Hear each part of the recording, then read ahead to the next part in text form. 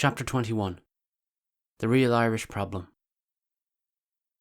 It was well we went to Cong when we did, for the next day was cold and rainy, with a clammy mist in the air which settled into the valleys and soaked everything it touched. I walked over to the village after breakfast to keep my promise to the schoolteacher. The school is a dingy frame building with 2 rooms and 2 teachers, a man for the older pupils and a woman for the younger ones. They are brother and sister, and from their poor clothes and half-fed appearance, I judge that teachers are even worse paid in Ireland than elsewhere. But they both welcomed me warmly, and the man hastened to set out for me the only chair in the place, carefully dusting it beforehand. He called the roll, and it was delightful to hear the soft, childish voices answer, "Present, sir. Present, sir." Then he counted heads to be sure, I suppose, that some child hadn't answered twice, once for himself, and once for some absent friend. There were about 30 children present, ranging in age from 6 to 15. And they were all barefoot, of course, and such clothing as they had was very worn and ragged, and most of them had walked 4 or 5 miles that morning, down out of the hills. The teacher said sadly that the attendance should be twice as large, but there was no way of enforcing the compulsory education law, though the priest did what he could. I wish I could paint you a picture of that school, so that you can see it, as I can, when I close my eyes. In the larger room there was a little furniture, a chair and cheap desk for the teacher, some rude forms for the children, and a small blackboard. But the other room was absolutely bare, and the children sat around on the floor in a circle, with their legs sticking out in front of them, red with cold, while the teacher stood in their midst to hear them recite. Each of them had over his shoulder a cheap little satchel, usually tied together with string, and in this he carried his 2 or 3 books, thin paper-covered affairs which cost a penny each. And all the children, large and small, had to carry their books about with them all the time they were in school, because there was no place to put them. The reading lesson had just started when I entered the room where the smaller children were, and it was about the advantages of an education. It brought tears to the eyes to hear them, in their soft voices and sweet dialect, read aloud with intense earnestness what a great help education is in the battle of life, and in how many ways it is useful. When the reading was done, the teacher asked them the meaning of the longest words, and had them tell again in their own way what the lesson had said, to be certain that they understood it. Poor kiddies. As I looked at them, I could see in my mind's eye our schoolhouses back home, heated and ventilated by the best systems. There was ventilation enough here, heaven knows, for the door was wide open, but no heat, though the day was very raw and chilly, and the children were shivering, equipped with expensive furniture and the latest devices of charts and maps. And I could see the well-fed, well-clothed children with their beautiful costly books, which make teachers almost unnecessary, languidly reading some such lesson as was being taught here in Connaught, on the advantages of an education. It would not have been read so earnestly, be sure of that, nor with such poignant meaning. And in that moment, I thrilled with the realisation of Ireland's greatest and truest need. It is not land purchase, or reform of the franchise, or temperance, or home rule, though these needs are great enough. It is education. It is education only that can solve her industrial problems and her labour problems. And however she may prosper under the favouring laws of a new political regime, it is only by education, by the banishment of ignorance and illiteracy, that she can hope to take her place among the nations of the world. It was a sort of vision I had, standing there in that bare little room, of a new Ireland, dotted with schools and colleges, as she was 1,000 years ago, illumined with the white light of knowledge. But here, meanwhile, were these eager, bright-eyed, ragged little children, stumbling along the path of knowledge as well as they could. But a rocky path they find it, and how deserving of help they are. I wish you could have seen those soiled, thumbed little readers, which cost, as I have said, only a penny each, and which, if they had cost more, would have been beyond the reach of the average Connaught family. I bought a few of them afterwards to bring home with me, and when I looked through them, I found them very primitive indeed. Here, for instance, is lesson 6 in the primer. Pat as a cat. It is fat. It is on the mat. The cat ran at the rat. It bit the fat cat. Pat hit the rat. The rat ran. The cat ran at it. The rat bit the fat cat. Cats and rats used, I remember, to be favourite subjects in the readers of my own early school days. And so were dogs. It is still so in Ireland, as Lesson 8 will show. Is it a dog? It is a fox. Was the fox in a box?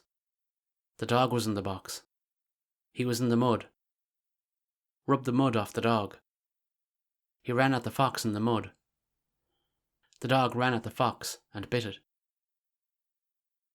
My principal objection to this is that it is nonsense. How, for example, if the dog was in the box, could it have been also in the mud? These questions occur to children even more readily than to adults, and to teach them nonsense is wrong and unjust.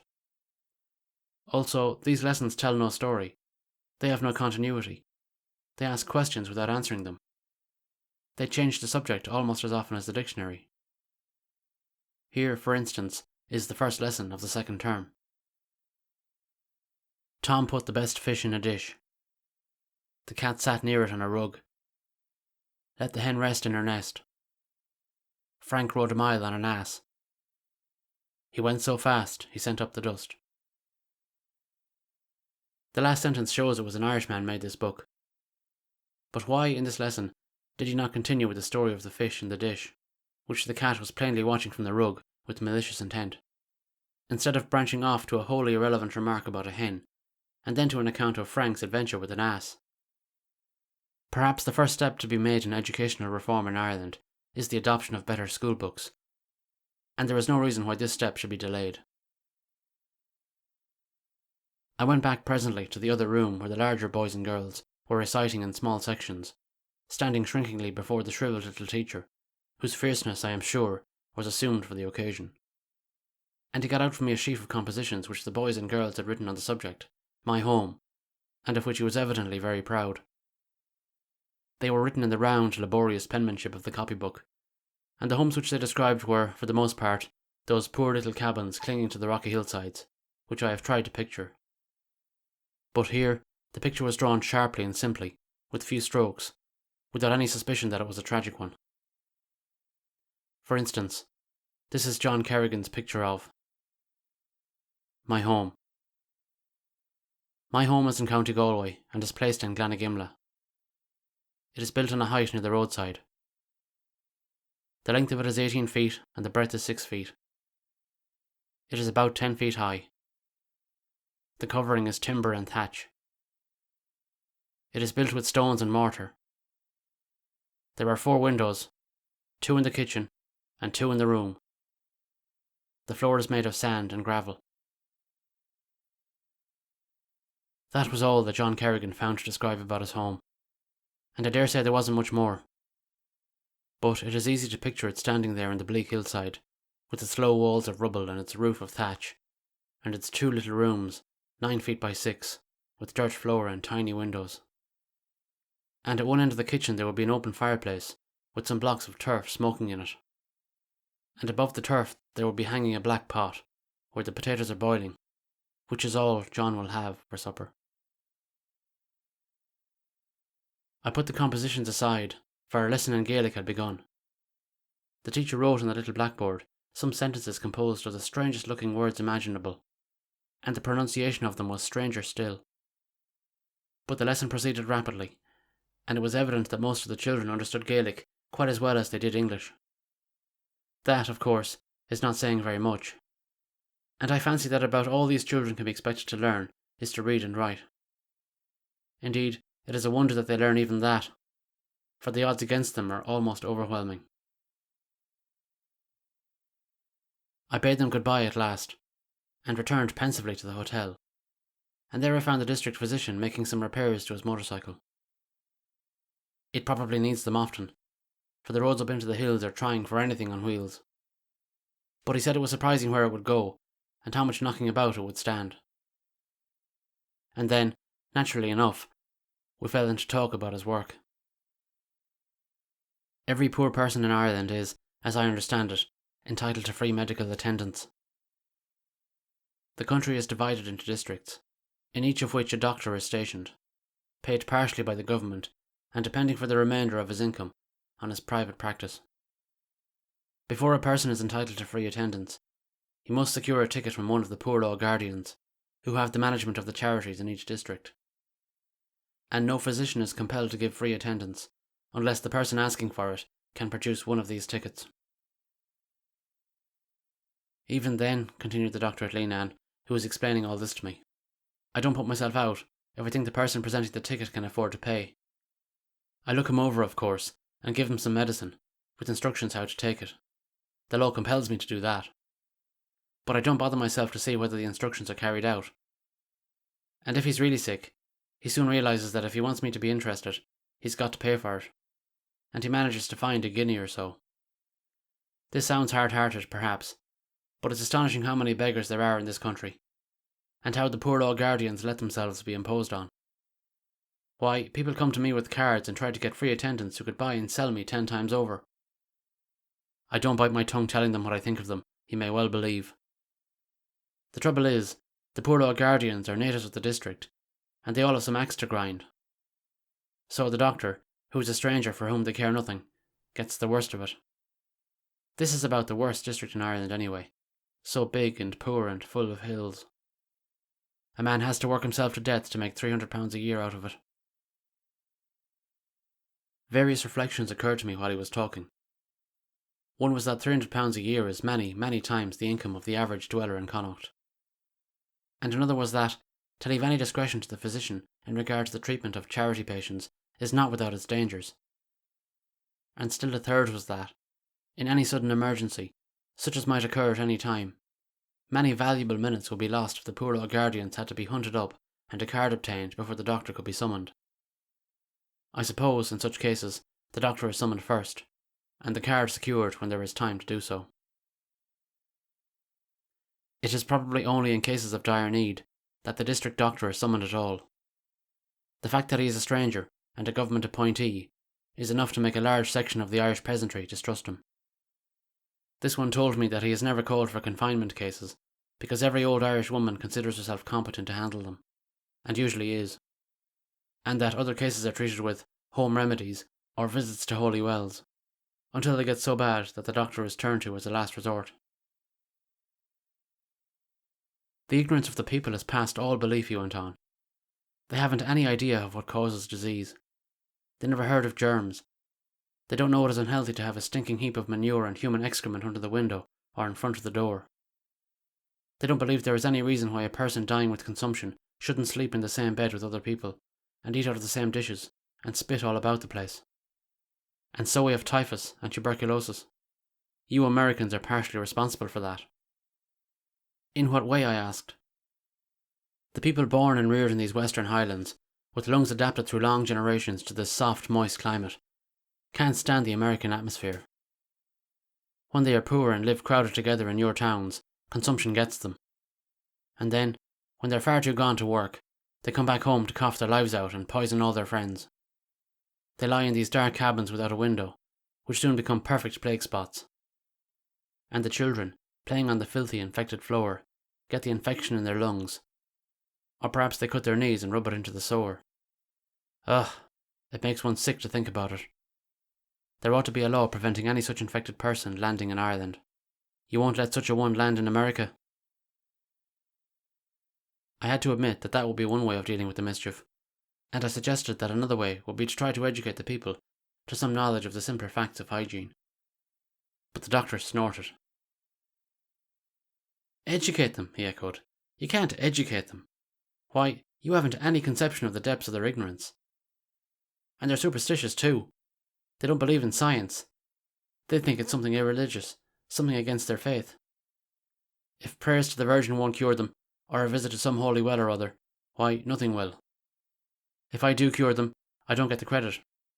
They simply believe they've got on the good side of one of their saints.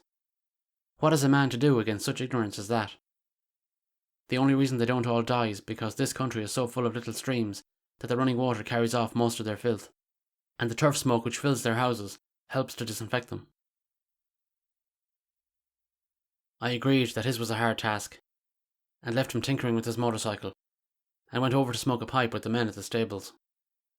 Joyce, our driver of the day before, was there, and he smiled as he pointed his pipe stem toward the doctor, with whom he had seen me talking. "He's a hard one, he is," he said. "Not a word of advice nor a sup of medicine do you get out of that one, if he thinks you got a shilling about you.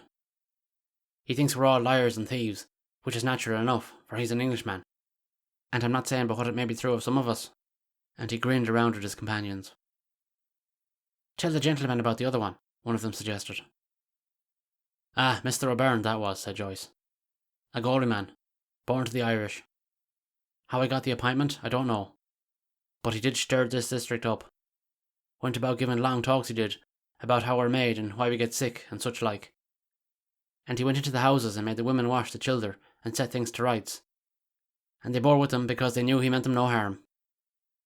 He wore himself to a bone, he did, and we were all fond of him.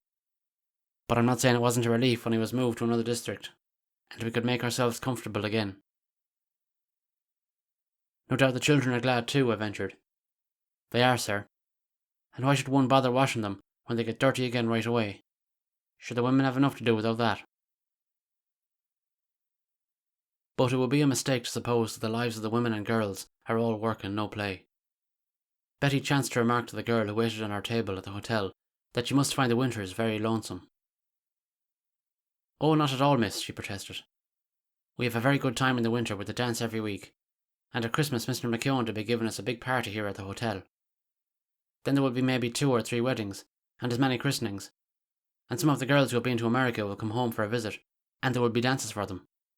So there is always plenty to do." So Leenane has its social season, just the same as New York and Paris and London, and I suppose the same is true of every Irish village. The Irish are said to be great dancers, but we were never fortunate enough to see them at it.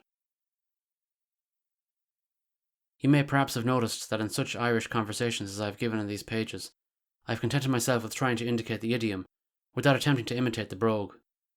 And this is because it is impossible to imitate it with any degree of accuracy. Such imitation would be either a burlesque, or would be unreadable. For example, while we were talking to the waitress at Leenane, Betty asked her what a very delicious jam which she served with our tea was made of. "Blackturn, miss," she answered. At least, that is what it sounded like. "Blackturn," repeated Betty. "What is it?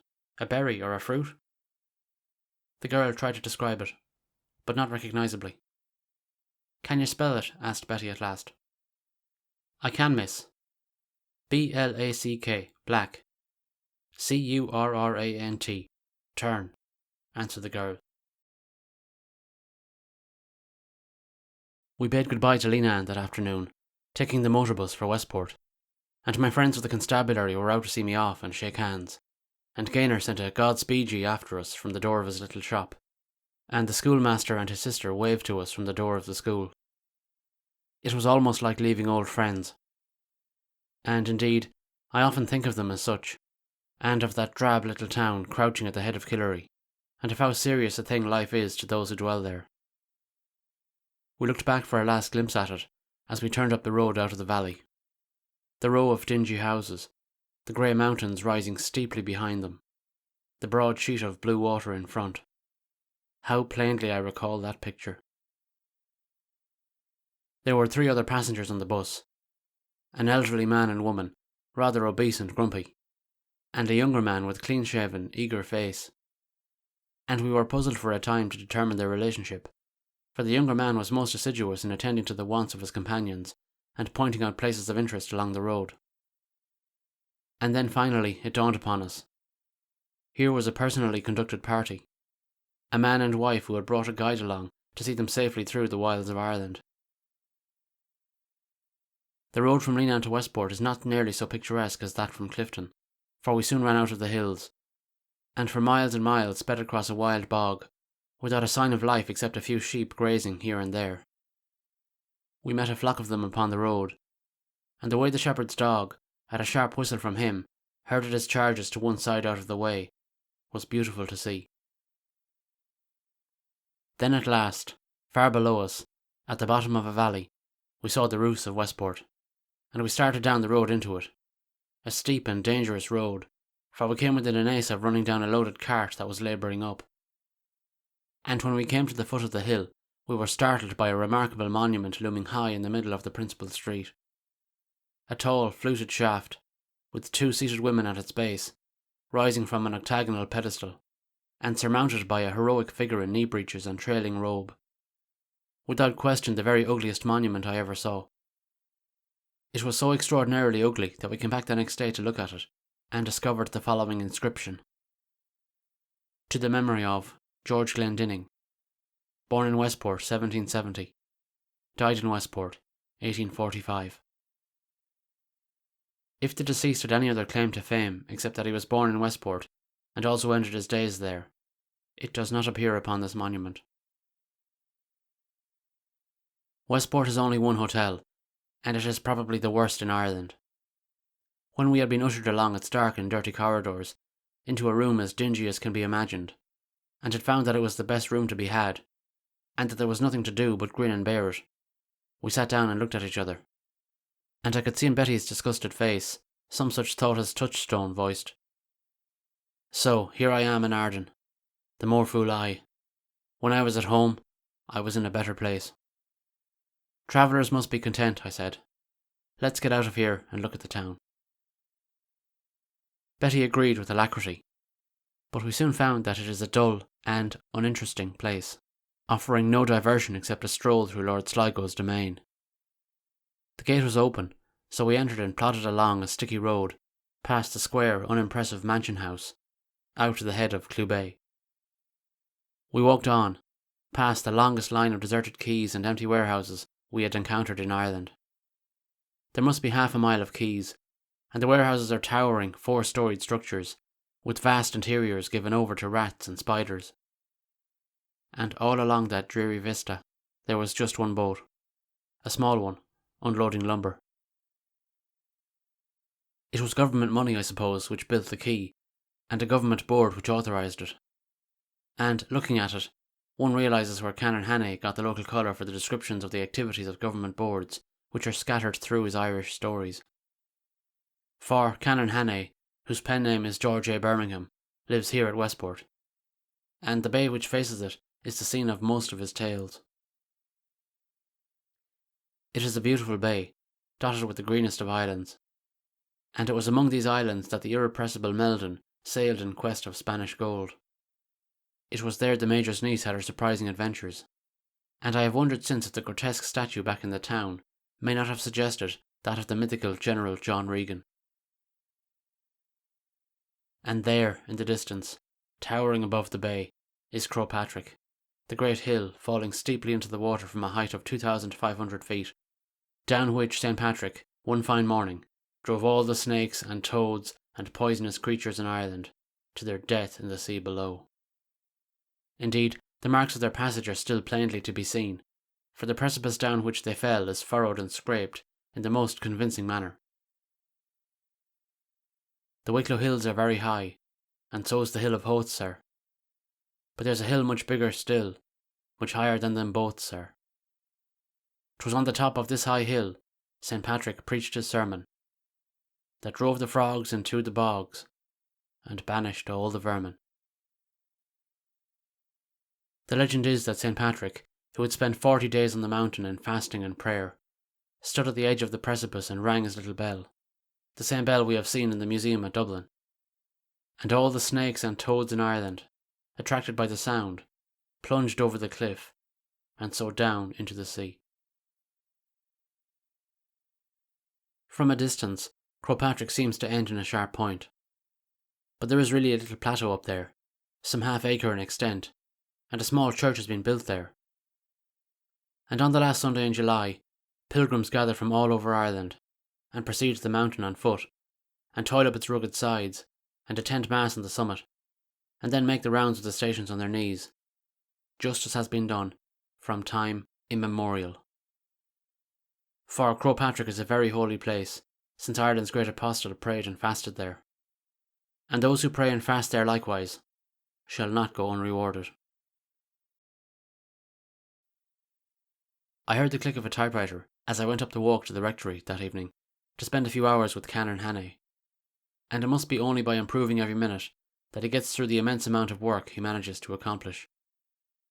He had just arranged for an American lecture tour in the following October, and both he and his wife were pleasantly excited at the prospect of encountering American sleeping cars and soft-shelled crabs and corn on the cob and other such novelties, some of which they had heard were very dreadful. I reassured them as well as I could, and then we talked a while about George Moore's inimitable reminiscences and Canon Hannay's own books. But the gist of the evening was the discussion of Ireland and Irish problems, which occupied the greater part of it. It was very late indeed when I arose to say good night.